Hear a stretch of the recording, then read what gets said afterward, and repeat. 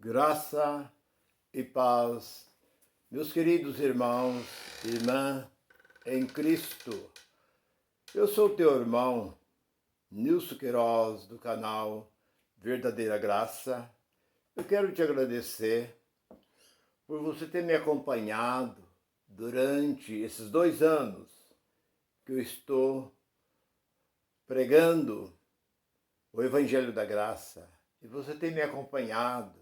Alguma coisa você pode discordar, pode não aceitar, mas Deus vai nos abrindo o entendimento, como abriu o meu, da minha esposa, e de milhares e milhares de pessoas que viviam no engano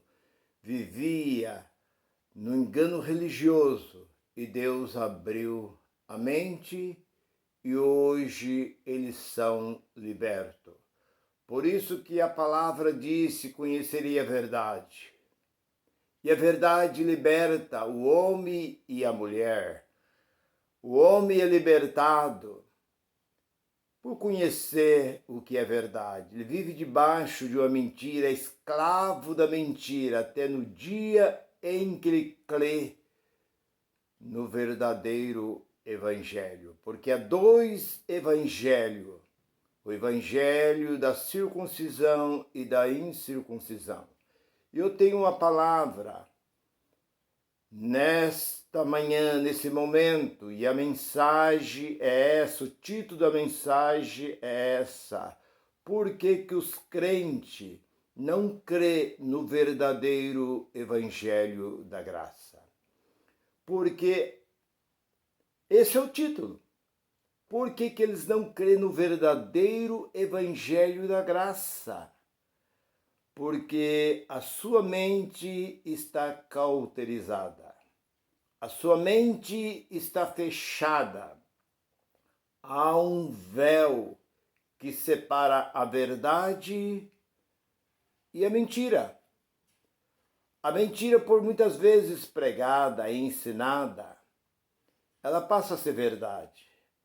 A pessoa passa a crer mais na mentira do que na verdade. Porque o seu líder, aquele lugar que você vai, que é chamado de igreja, ensina que devemos ser assim, devemos fazer assim, não devemos fazer assim, nós temos que proceder assim. E esses são os ensinamentos fora deste livro. Não tem nada a ver com este livro. E as pessoas passam a acreditar mais na mentira do que na verdade.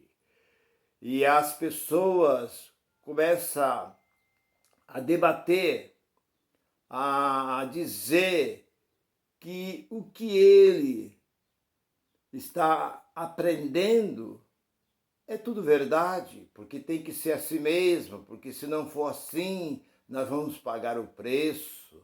É comum você ouvir isso, porque você está em desobediência. Se você não conseguiu, porque você está em pecado.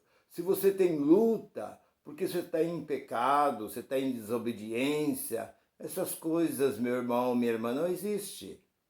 A luta, o sofrimento do dia a dia é para todos. Todos têm, tanto os que estão dentro e os que estão do lado de fora. Você não vê o que o Brasil está passando nesse momento que nós estamos vivendo? Não é só o Brasil, é o mundo. Você não vê lá na Ucrânia o sofrimento daquele povo que tem a ver com religião. É comum você ouvir o crente dizer assim: irmão, quando a gente está no mundo, porque no mundo você está de qualquer forma, você não está fora do mundo. Mas os crentes costumam dizer: irmão, quando nós estamos no mundo, está tudo bem. Mas quando nós entramos na igreja, nós passamos a ter luta, nós passamos a ter perseguição, porque é ensinado e a mente sua fica cauterizada. E o título da mensagem, eu já disse, quero dizer que a Bíblia, este livro não nos engana, este livro não nos deixa mentir, porque há muita gente lendo este livro de cabeça para baixo. Lê e não entende. Eles olham para este livro, lê, você fala e as pessoas continuam na sua ignorância. Por que que Jesus foi perseguido? Por que que Jesus foi morto? Porque os homens creram mais na mentira do que na verdade. Os apóstolos foram mortos, tudo martirizado. Por quê? Porque o povo continuaram crendo na mentira e não crendo na verdade. E o que eu quero dizer nesse momento? O versículo que nós temos é esse, está em 2 Coríntios, capítulo 4, versículo 4. Porque o Deus desse século, Paulo disse o Deus desse século, o século que ele estava vivendo, mas eu vou mais além, o Deus deste mundo, cegou o entendimento da humanidade, para que não resplandeça sobre eles a imagem da glória de Cristo. Eles não conseguem enxergar, eles vivem no legalismo, eles vivem no que Moisés ensinou e preferem mais os ensinamentos de Moisés do que o verdadeiro evangelho pregado pelo apóstolo São Paulo. O que eu quero dizer para você? Você que está me ouvindo nessa manhã, você pode às vezes até discordar, como eu também discordei. Quando eu ouvi o Evangelho da Graça, que eu comecei a ouvir pelo nosso irmão Rubi, do Verdade Oculta, e depois ouvindo pelo nosso irmão Geraldo, eu discordei. Não pensa você que eu vi e já fui logo abraçando, não. Por muitas vezes eu bati de frente, porque eu tinha e tenho conhecimento dentro desse livro aqui. Então eu não aceitava, mas ele punha os versículos, os capítulos, versículos, e eu ia e estava certo. Então o que o nosso irmão Geraldo prega não é dele, não procede dele. O que o nosso irmão Elcio prega, ou outros irmãos cristianos e outros mais da graça, está dentro deste livro. Mas o povo lê e não entende. E quando lê de cabeça para baixo. Eles não conseguem entender. Por que não conseguem entender? Porque Deus não deu ao entender. Porque Deus dá a entender quem Deus quer revelar. Não é qualquer um. Vamos supor, uma pessoa ouve muitas vezes a mentira. A mentira é pregada muitas vezes. E aquela mentira que é sempre falado, ela passa a ser verdade. E a verdade passa a ser mentira. Então, por exemplo, quando eu era criança, eu ouvia falar que a manga com leite fazia mal. Não podia. Meu pai não deixava nós comer manga e tomar leite, porque diz que isso envenenava, isso era um veneno, e nós poderíamos morrer instantaneamente. Então a gente tinha medo. E isso crescemos assim, como não só eu, mas a maioria naquele tempo. Por quê? Porque isso veio lá do fim do século ainda XIX, os fazendeiros negando leite para os escravos. Eles não queriam que os escravos bebiam leite, porque eram muitos escravos. Então eles diziam que leite com manga fazia mal, porque eles queriam vender o leite, queriam fazer queijo com leite, então eles não queriam que os escravos bebiam leite. Então eles criaram essa mentira, e essa mentira circula até os dias de hoje. Muita gente tem medo de tomar leite com manga. Mas hoje eu pego manga, põe no liquidificador e bato com leite, tomo e é uma maravilha.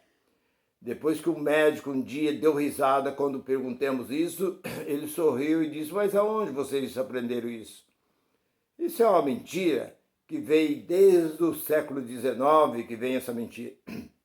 Outra coisa, quando eu era criança, eu ouvia falar de lobisomem. Então eu tinha medo. Lobisomem. Você pergunta hoje para o Google o que é lobisomem. Não existe. O que é lobisomem? É uma lenda. Mula sem cabeça, soltando fogo para os olhos, para o nariz, tudo, mas se ela não tem cabeça, como é que ela pode soltar isso? Nós era criança, nós tinha medo. Quando chegava na época da quaresma, nós não saíamos para o lado de fora, amedrontado. Ah, o lobisomem atacou. aquela fazenda, atacou aquele sítio, atacou ali aquela chácara, atacou ali, comeu um monte de galinha, entrou no chiqueiro, comeu porco, comeu os bezerros, porque esse lobo... Então a gente tinha aquele medo.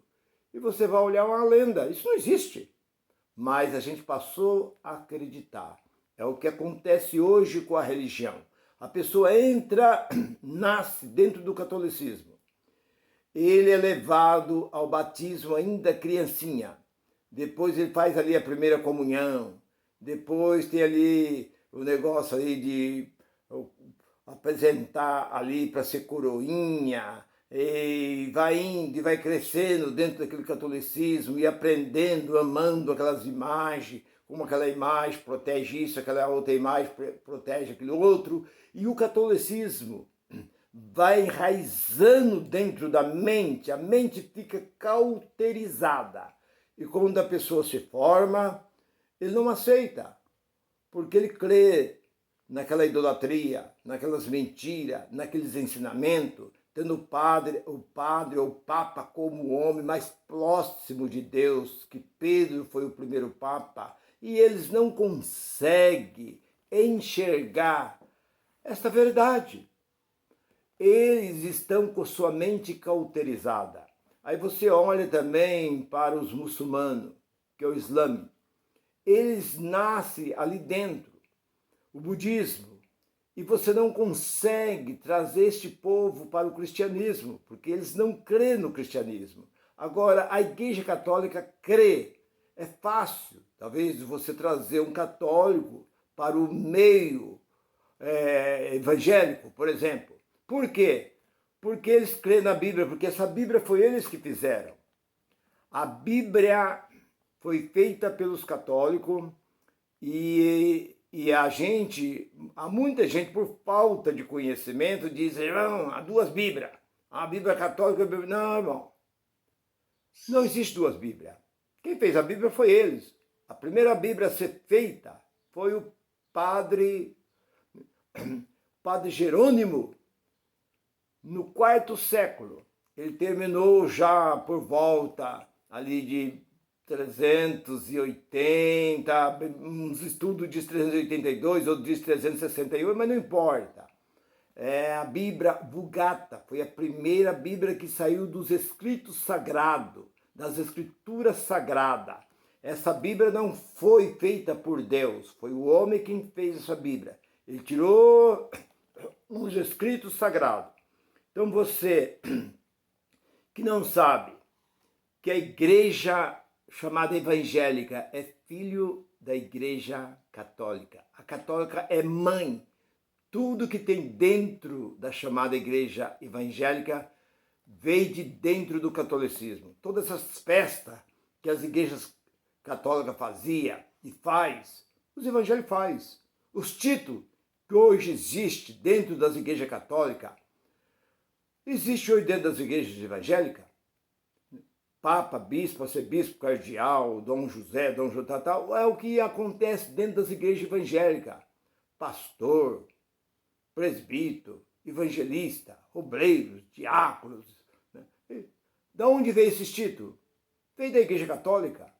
A Igreja Católica deu título para os seus dirigentes e colocou hierarquia. Vocês têm que obedecer esses homens. Então, não é nada diferente. Farinha do mesmo saco. Igreja evangélica e igreja católica é farinha do mesmo saco. Então não adianta você criticar uma pessoa católica. Mas como eu estava dizendo, é mais fácil você trazer um católico para o meio evangélico do que você trazer uma pessoa que é budas ou que é muçulmano para o meio cristão, porque eles não acreditam. Então o que eu quero dizer para você, por essas palavras, que a nossa mente, se Deus não tocar na nossa mente, a nossa mente fica fechada. A nossa mente, ela não abre. Ela conhece somente o que a ela é ensinado. A mente, tudo está aqui dentro. Tudo está registrado aqui dentro. Não é em outro lugar que se registra. É aqui dentro da nossa mente. Isso é o que domina o nosso corpo, domina a nossa vida, o nosso ser, dominado pela nossa mente. Então isso está cauterizado. As pessoas passam a crer mais na mentira do que na verdade. Então o Deus desse século cegou, mas o Deus deste mundo cegou, cegaram o povo, o entendimento, para que não resplandeça. Eles não conseguem enxergar a imagem da glória de Cristo, que é a imagem de Deus. Eles não conseguem. Há um véu que separa esta verdade. Eles não deixam eles aproximar da verdadeira evangelho da graça. Porque o evangelho verdadeiro foi o evangelho pregado pelo apóstolo São Paulo. Porque o apóstolo Pedro, Tiago, João e ali os demais apóstolos não pregaram o evangelho da graça. O evangelho verdadeiro é aquele que foi dado ao apóstolo Paulo. Porque as pessoas passam a ser zeloso pela sua lei. Passam a ser zeloso pela sua religião. Ele passa a ser zeloso como o judeu era zeloso pelo templo. O que é uma pessoa zelosa? É uma pessoa que tem cuidado. Está ali cuidado com o seu instrumento, está sempre limpando, sempre ali se ajeitando. Ele é zeloso pelo seu carro, está sempre limpando, ajeitando. Aquela mulher que é zelosa pela sua casa, está sempre limpando a casa. Então existe pessoas que são zelosos pela sua lei, defende a sua lei de dentes e unha, como se diz. E o próprio apóstolo São Paulo, quem ele era? Era zeloso pela lei judaica. Há um cântico que diz: muito zeloso pela lei foi Saulo, perseguia o povo de Deus, mas transformado foi em um Paulo, pois achou ele a rosa do céu. Precioso para mim é Jesus. Precioso para mim é Jesus. Eu confesso na vida e na morte que tudo para mim é Jesus. Mas é Jesus, não Jesus Nazareno. Jesus Cristo, o ressuscitado. Que talvez você fale, irmão, mas vocês falam que nós não tem nada a ver com Jesus de Nazaré? Que Jesus de Nazaré veio para os judeus? Não, eu estou falando de Jesus ressuscitado. Foi aquele que apareceu a Saulo no caminho de Damasco. Ele era zeloso pela lei de Moisés. Ele aprendeu tudo o que foi ensinado a ele, porque ele veio daquele meio, ele saiu do meio dos fariseus, né? Ele aprendeu, ele sabe, ele era zeloso, ele perseguia o povo de Deus, porque ele acreditava mais na mentira do que na verdade. Então a mensagem que eu trago neste momento é esta: por que você não crê no evangelho, no verdadeiro? Porque há dois evangelhos. Por que você não crê no verdadeiro evangelho? Porque sua mente está cauterizada. Você vê uma vez, você talvez rejeita. Você não aceita. Você vê a segunda vez, acompanha. Vê a terceira, a quarta, e Deus começa a trabalhar no seu intelecto.